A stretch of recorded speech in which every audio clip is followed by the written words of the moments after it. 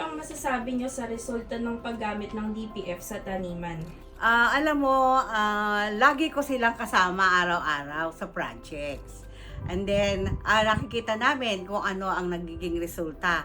Mas mataas, mas malakas at maganda ang pananim kapag ginamitan ng Dumangan Prime Fertilizer. Gaano kalaki ang naging pagtaas ng ani dito at sa ibang lugar? Sa pagtatanim ng palay at mais, sa dry season at wet season, nagkaroon ng increase na 34% hanggang 85% depende sa field condition ng lupa. Ano naman po yung naging feedback ng farmer?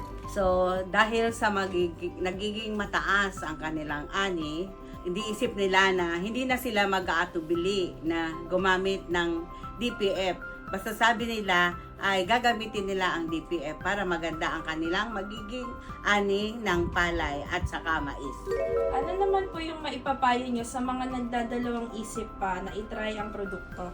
Sabi ko sa kanila, wag na silang magdalawang isip dahil sa nakita nila na maganda ang naging resulta ng pananim na palay at mais. So, pwede na sila talagang gumamit ng DPF para sa kalusugan ng kanilang mga pananim.